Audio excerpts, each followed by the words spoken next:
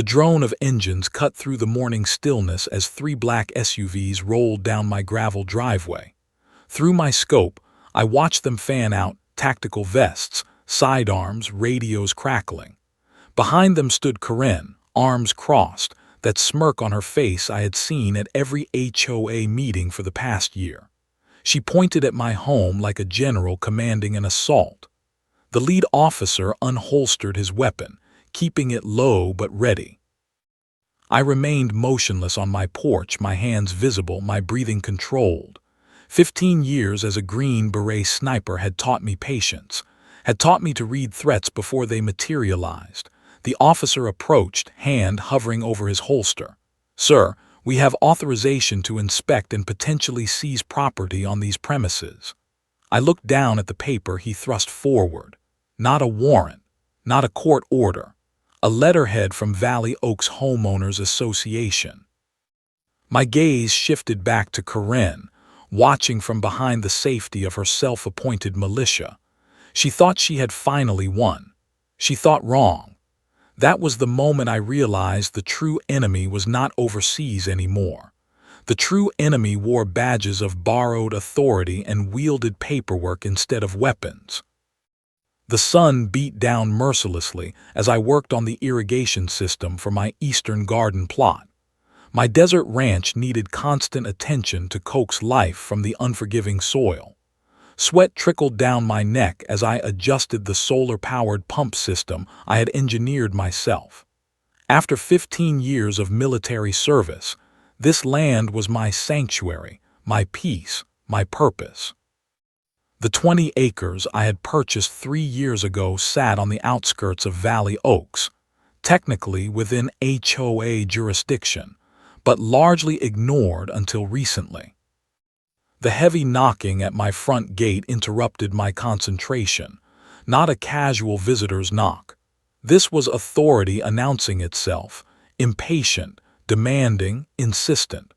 I straightened up, instinctively scanning my surroundings before moving.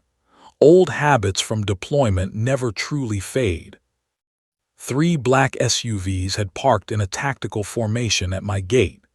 6 officers in full tactical gear fanned out across my front property line, rifles positioned low but ready.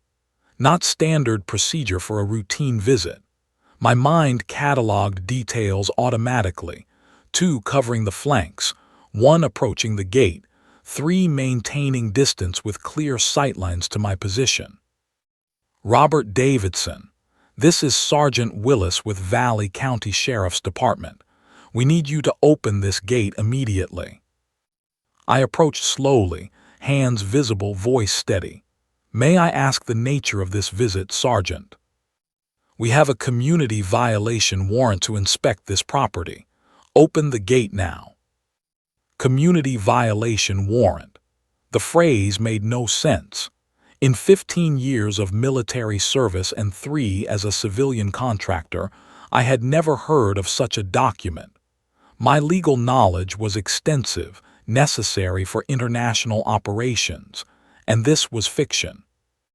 I would like to see the paperwork, please, I responded, maintaining my position behind the locked gate.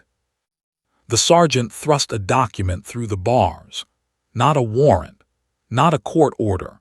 A letter on Valley Oaks Homeowners Association stationery signed by Corinne Williams, HOA president, citing imminent community safety concerns and suspicious paramilitary activities. Behind the officers, I spotted her. Corinne Williams herself, standing beside her white SUV, arms crossed and watching the scene unfold with unmistakable satisfaction. Our history of confrontation had been building for months. Complaints about my rainwater collection system, citations for my solar array being visually disruptive, warnings about my tool shed exceeding height restrictions by 3 inches. This is not a legal warrant, I stated calmly. This document carries no judicial authority. Sir, we are not asking. The HOA has jurisdiction and has requested our assistance. Open the gate or we will consider this obstruction. I unlocked the gate but stood my ground in the opening.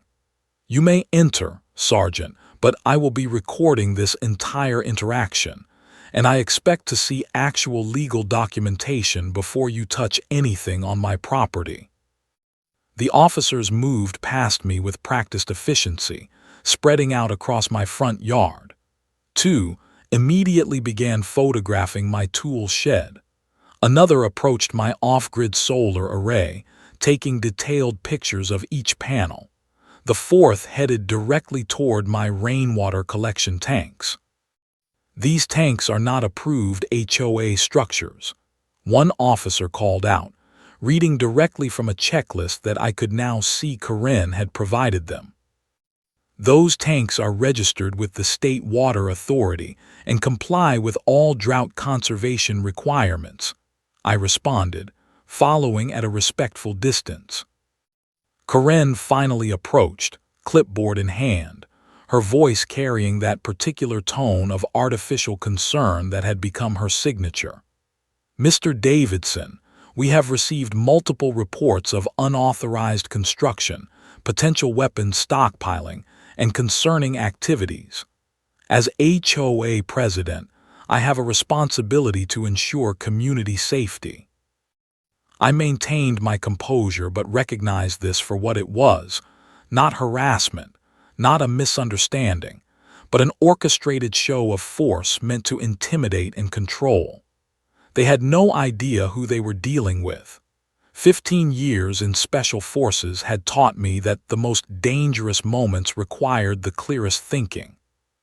"Corinne," I said quietly, "you have just orchestrated an illegal raid on a federally protected property. That is a decision you will come to regret." Her smile faltered for just a moment. The game had begun.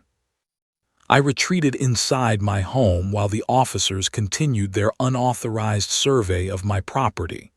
The moment the door closed behind me, I activated my security protocols, a comprehensive surveillance system installed during my initial renovation of the ranch. Not paranoia, preparation. With swift, practiced movements, I engaged the interior monitoring system. 6 discrete cameras tracked every movement outside, audio capture engaged. Each officer's position, movement, and conversation now documented with military precision. I had designed this system not out of fear, but because habits formed in combat zones transfer to civilian life. Situational awareness becomes as natural as breathing. Through my security monitors, I watched them methodically photographing every aspect of my property. The training dummies I used for my veteran rehabilitation programs, the small shooting range nestled against the eastern hillside, the underground storage bunker where I kept my legally registered firearms and emergency supplies. The lead officer approached my door once more. I opened it before he could knock. "Sir, we need access to all structures on this property," he stated, authority in his voice but uncertainty in his eyes. "Not without proper legal authorization," I replied calmly. "What you are holding is not a warrant issued by a judge. It is a letter from a homeowners association with no law enforcement authority. The HOA legal counsel assured us this community violation warrant grants us inspection rights," he insisted, though I detected the first hint of doubt in his posture. "Then your department has been misled. I would like to speak with your commanding officer." The sergeant stepped aside and made a call. While waiting, I observed Corinne directing 2 officers toward my equipment shed with animated gestures. Her voice carried across the yard. "That structure exceeds HOA height restrictions, and I have reason to believe he is illegally operating a tactical compound here." When the sergeant returned, his demeanor had subtly shifted. "My lieutenant would like to speak with you," he said, handing me his phone. The conversation was brief and direct. I explained my background, my property's legal status, and the nature of the program I ran for veterans. I mentioned that any seizure of my equipment would interfere with a federally recognized rehabilitation initiative. Furthermore, I added, I will need to contact my federal liaison at Veterans Affairs and the Department of Defense regarding this incident. A pause on the line. What program did you say this property is affiliated with? The Special Operations Warrior Transition Program, operating under Federal Code 30-81718. My ranch is a registered training site for licensed veterans rehabilitation. The entire mood shifted instantly. The lieutenant requested to speak with his sergeant again. I returned the phone and watched as the officer's face transformed while receiving new instructions. Inside my home once more, I made the call I had hoped would not be necessary. Colonel James Matthews had been my commanding officer during 3 deployments. Now he oversaw civilian integration programs for former Special Operations personnel. Davidson, what is happening? His voice always direct. HOA initiated raid on my property. Local law enforcement acting without proper warrants. Potential interference with program activities. Understood. Sending documentation now. Put me on with whoever is in charge there. I returned outside where Karen was now engaged in a heated discussion with the sergeant. When I approached, she turned her anger toward me. You cannot just build whatever you want here. This is a residential community with standards.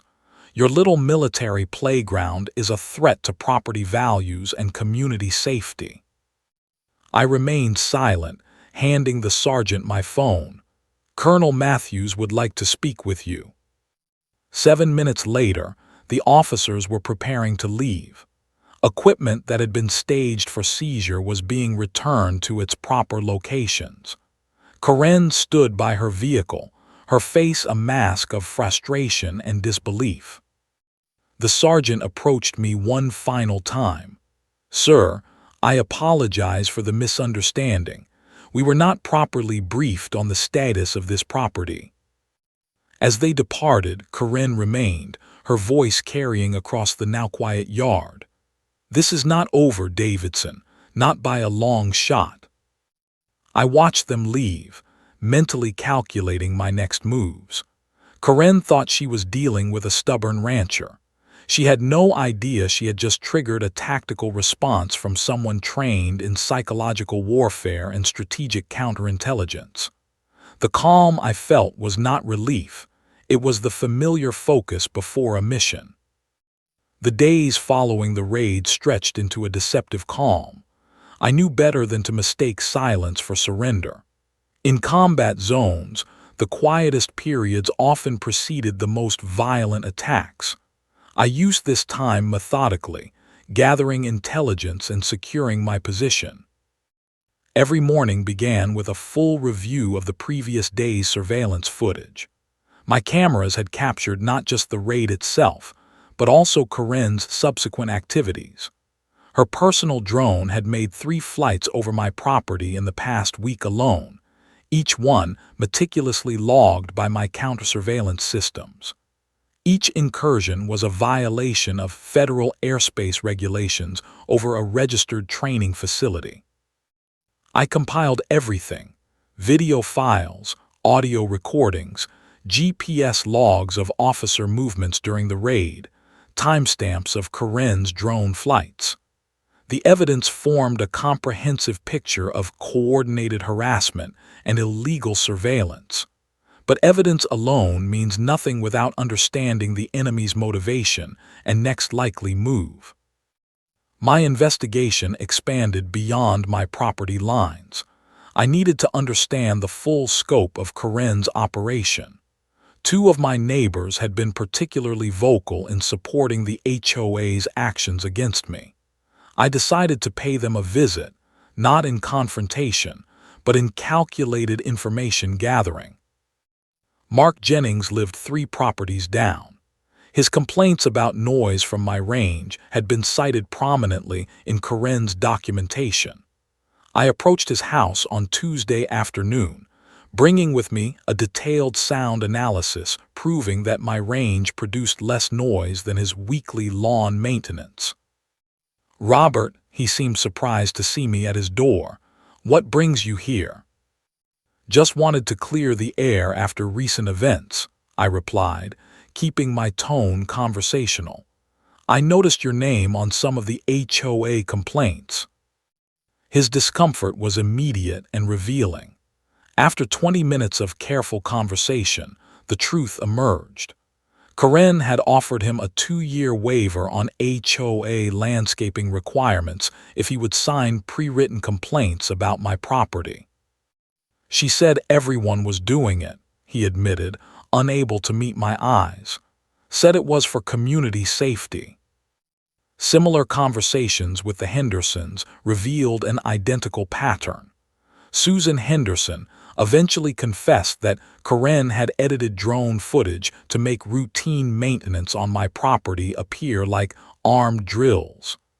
The evidence of manipulation was mounting. I forwarded all collected data to my program's legal team. Their response was immediate. "This constitutes harassment of a federal program participant and misuse of law enforcement resources. We are preparing a formal counter-complaint." That evening, I sat on my porch watching the sunset paint the desert in golds and reds. The beauty of this land remained undisturbed by human pettiness.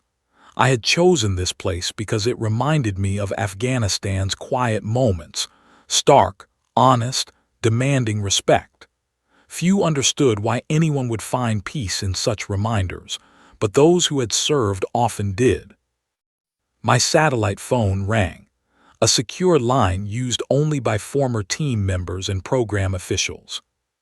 "Davidson," I answered. "It is Colonel Matthews. How are you holding up?" "Maintaining position, gathering intelligence, standard procedure." His chuckle held no humor. "This was supposed to be your peaceful retirement, not another battlefield." "Different terrain, same principles," I responded. "Our legal team has reviewed your evidence. Corinne Williams has been petitioning the county commissioners for 3 months to have your property reclassified as a security threat. She has submitted edited footage, falsified noise complaints, and manufactured community concerns." I absorbed this information silently. The scale of her campaign was larger than I had anticipated. "What is her motivation?" I asked, the question that always matters most in conflict. "Property adjacent to yours. She wants to develop it into vacation rentals. Your training facility would impact her projected revenue." The pieces aligned. This was never about community standards or safety concerns. It was about money, always is. "Recommendations?" I asked. "Maintain your position. Document everything. Our team files the federal counter-complaint tomorrow morning. And Robert." "Yes, sir." "Remember your training. You are authorized to defend your position, but we need this resolved through proper channels. The program cannot afford negative publicity." I ended the call, watching darkness settle over the desert. The calm would not last much longer. Corinne was planning something bigger. I could feel it with the same instinct that had kept me alive in hostile territory for 15 years. The quiet stillness of the desert night reminded me of the moments before operations launched. Anticipation, preparation, the breath before action. The community center parking lot overflowed with vehicles. Corinne had mobilized her full arsenal, flyers on every door in Valley Oaks, mass emails warning of dangerous activities, threatening property values, and now this. An emergency town hall meeting to vote on community safety measures, targeting my ranch specifically. I arrived 15 minutes early, choosing a seat in the back corner with clear sightlines to all exits. Habit, not paranoia. The room filled quickly with concerned residents clutching Corinne's propaganda. Glossy photos of my property with red circles highlighting suspicious structures and unauthorized modifications decorated the walls. My solar array labeled as unusual electronic equipment. My rainwater system marked as potential chemical storage. My veterans training area identified as paramilitary compound. Corinne took the podium at precisely 7 o'clock, her voice carrying the practiced concern of someone who had rehearsed their outrage. Thank you all for coming tonight. As your HOA president, my primary responsibility is maintaining the safety and property values of our community. Recent developments have forced me to call this emergency session. The projector flickered to life behind her, displaying carefully edited images of my property. Activity shots showed veterans practicing meditation exercises, cropped to remove context. Training dummies for rehabilitation therapy presented as combat preparation. This unauthorized compound in our midst poses a direct threat to our community standards and potentially our safety. Mr. Davidson has repeatedly violated HOA regulations regarding structures, activities, and property usage. She continued for 20 minutes, building her case with selective evidence and emotional appeals. I remained silent, observing not just Corinne but the audience reactions. Some nodded vigorously. Others seemed uncertain. A few, primarily older men who likely had military experience themselves, frowned skeptically. Therefore, Corinne concluded, I propose an immediate vote to authorize the HOA board to pursue all legal remedies to shut down these operations and bring this property into compliance, including court action if necessary. The room erupted in confused discussion. Corinne smiled, believing her performance had achieved its purpose. She had not noticed me connecting my tablet to the room's AV system during her presentation. Before we vote, I spoke for the first time, my voice cutting through the chatter. I believe complete information would be appropriate. All heads turned toward me. I stood, moving deliberately to the front of the room. My name is Robert Davidson, former Master Sergeant, Special Forces, Green Beret, 15 years of service including multiple combat deployments. The room quieted. Corinne's expression hardened. This is not relevant to the HOA violations, she interrupted. Actually, it is entirely relevant, I replied, activating the video I had prepared. The screen behind Corinne suddenly displayed split-screen footage, the left showing the unauthorized raid on my property, the right showing Corinne's drone illegally flying over my land. Audio played clearly, capturing Corinne instructing officers where to look and what to seize. What you are witnessing is an illegal raid conducted without proper warrants, using county resources for personal vendettas. Below that, you see Mrs. Williams' drone violating federal airspace regulations over a registered veterans rehabilitation facility. The room fell completely silent as the footage continued. Corinne attempted to interrupt, but her voice faltered as the video showed her clearly instructing an officer to find something, anything, they could use against me. When the video ended, I spoke again, my tone measured and factual. My ranch is a registered facility under the Special Operations Warrior Transition Program, operating with federal authorization to provide rehabilitation services to veterans struggling with PTSD and reintegration challenges. Every structure on my property is approved under federal guidelines that supersede HOA regulations when in conflict. I displayed my formal documentation, Department of Defense authorization, Veterans Affairs Program certification, state registration for the shooting range as a therapeutic facility. The suspicious activities Mrs. Williams has presented are actually therapeutic sessions for veterans learning to overcome hypervigilance, manage stress responses, and develop sustainable living skills. Karen attempted to regain control of the meeting. These are convenient excuses for blatant violations. He is destabilizing our neighborhood with these military exercises. From the middle of the room, an older man stood slowly. I recognized him as Michael Collins, who lived near the community entrance. "My grandson returned from Afghanistan last year," he said, his voice weathered but strong. "Couldn't sleep, couldn't hold a job, jumped at every loud noise.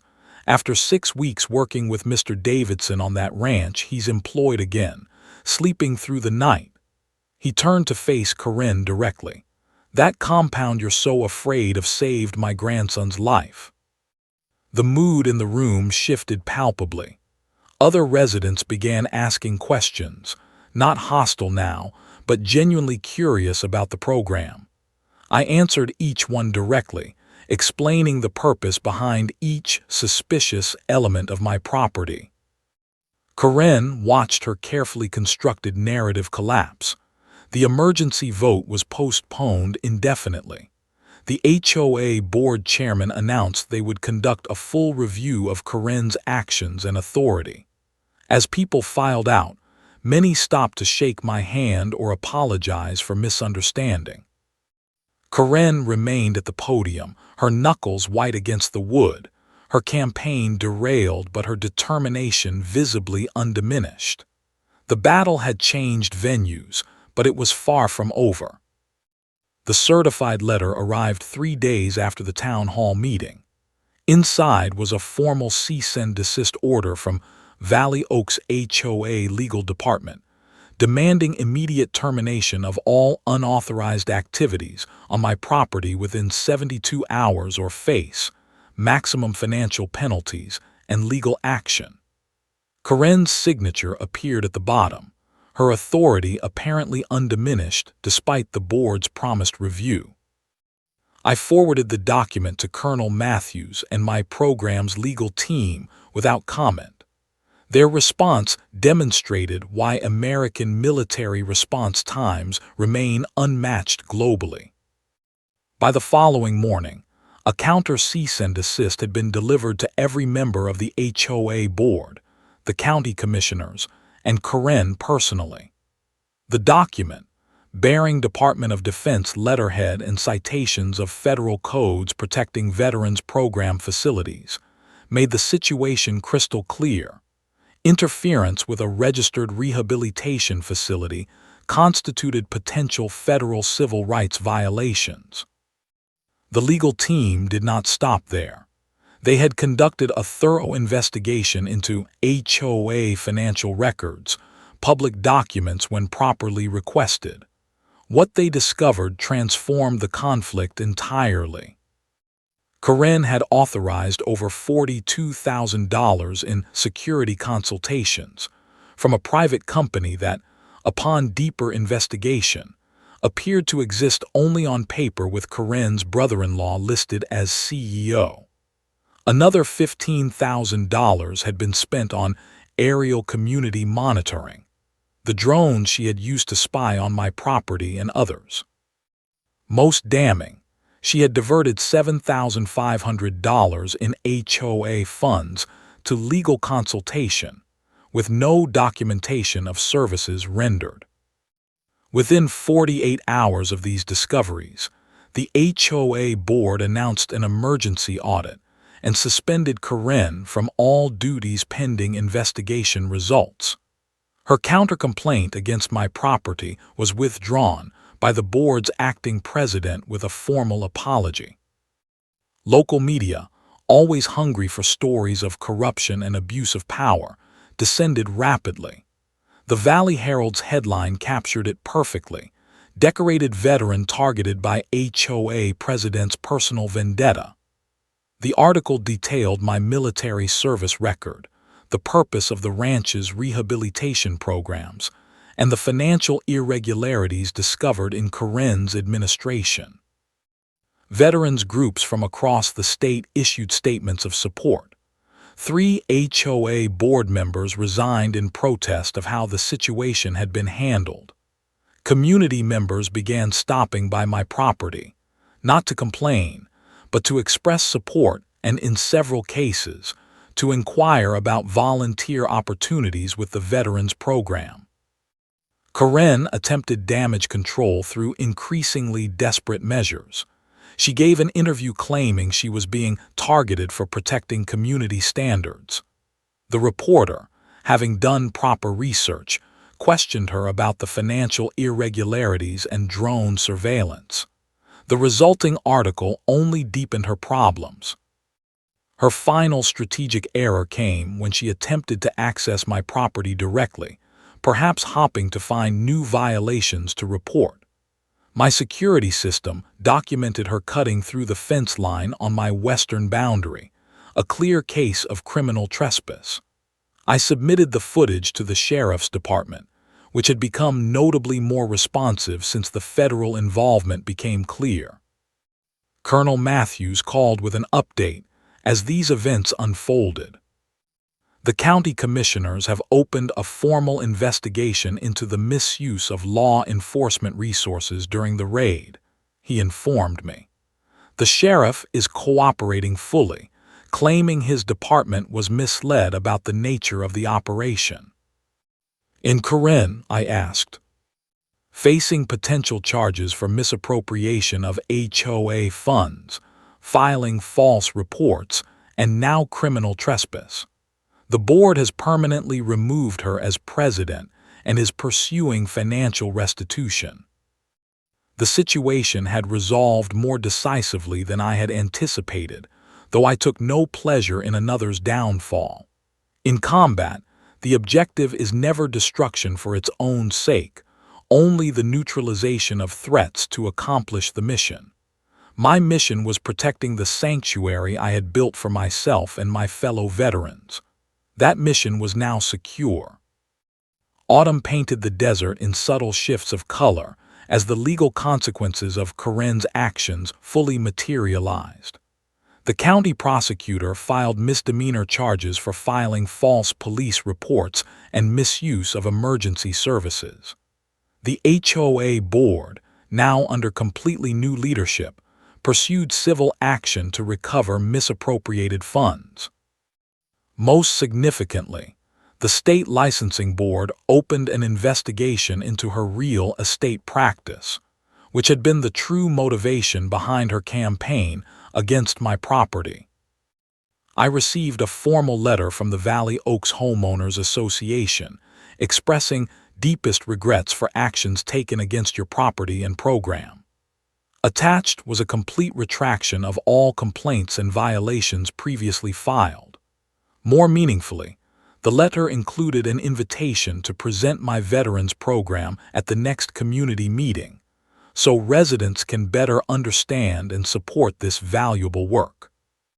The new HOA president, Thomas Ramirez, a retired judge with a reputation for fairness, personally visited my property, not to inspect or cite violations but to understand the program. "This is extraordinary work you are doing here," he commented as I showed him the training areas where veterans learn to manage hypervigilance through controlled exposure therapy. The community should be proud to host such a facility. We developed a straightforward understanding. My property would remain exempt from certain HOA aesthetic requirements due to its federal program status, but I would maintain clear communication about any major changes or expansions. Respect and communication replaced suspicion and hostility. The community ceremony recognizing the ranch's official status was Karen's final defeat. County officials, veterans organizations representatives, and nearly 200 community members gathered as a small plaque was installed at the entrance to my property. Registered Veterans Rehabilitation Facility, with gratitude for your service." Karen did not attend. Her final legal maneuver, a defamation lawsuit claiming I had orchestrated a smear campaign against her, was dismissed by the judge after less than 30 minutes of deliberation. The documented evidence of her actions spoke for itself. No defamation exists in speaking simple truth. In the weeks that followed, I began finding handwritten notes in my mailbox from neighbors who had once viewed my property with suspicion. "Thank you for your patience with our community. My brother served in Iraq. Can he visit your program? We are grateful to have you as a neighbor." Each note represented a bridge rebuilt, not through force or legal maneuvering but through understanding. That had always been the true objective, not victory over Karen, but acceptance of the sanctuary I had created. Veterans who had been hesitant to visit during the conflict now arrived regularly. A Marine who had lost both legs in Fallujah found that the adapted shooting range helped him regain confidence in his body.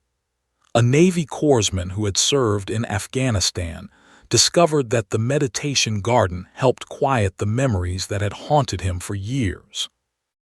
Karen's final appearance in the community came as she supervised the loading of a moving truck. Her real estate practice had collapsed under the weight of publicity surrounding her actions. I watched from my property as she departed, not with satisfaction, but with the quiet acknowledgement that sometimes conflicts find their own resolution when truth is allowed to emerge.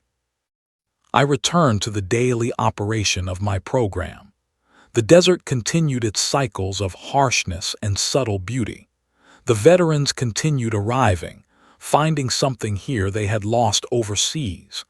And the community that had once viewed my property with suspicion now pointed it out with pride when newcomers toured the area. Not every battle ends with explosions and declarations.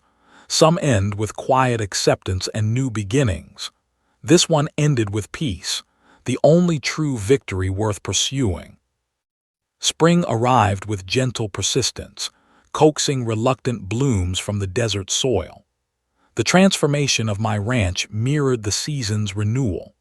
Gardens that once existed primarily for sustainability now flourished with color and purpose. Therapeutic spaces where veterans could reconnect with growth and nurturing after years in combat zones. The shooting range that Karen had once labeled a paramilitary training ground now hosted weekly safety courses, drawing participants from across 3 counties. Fathers brought sons and daughters to learn proper respect for firearms under the guidance of those who understood their power most intimately. The tool shed that had violated HOA height restrictions by 3 inches now served as a workshop where veterans learned practical skills for civilian employment, carpentry, basic electrical work, plumbing fundamentals. The veterans themselves became the ranch's greatest ambassadors. Mark Jenkins, who had arrived 6 months earlier unable to speak above a whisper due to throat damage from burn pit exposure, now confidently led tour for community members curious about the program. Sarah Rodriguez, former Army medic who had not slept without nightmares for 3 years, now taught weekend wilderness medicine courses using the ranch's terrain as a classroom. The new HOA leadership upheld their commitment to respectful boundaries. Monthly community newsletters now included updates from the ranch's programs, inviting resident participation and support. Property values in Valley Oaks had actually increased, the presence of a recognized veterans facility becoming a point of community pride rather than concern. On quiet evenings, I often reflected on how close this sanctuary had come to destruction, not from enemy fire or covert operations, but from paperwork, petty politics, and borrowed authority. The threats I had trained to counter for 15 years had been direct and identified. The threat Karen represented had been insidious, bureaucracy weaponized against the very freedoms I had defended. Today marked the one-year anniversary of the failed raid on my property. The date did not pass unnoticed. The new HOA board had declared it Veterans Appreciation Day in Valley Oaks, and many residents had stopped by throughout the day bringing food, supplies, and simple gratitude. As the sun set, painting the desert in gold and shadow, I walked the perimeter of my property, an old habit from deployment that had transformed from security protocol to evening meditation. Each section of this land held purpose now. Each structure supported healing.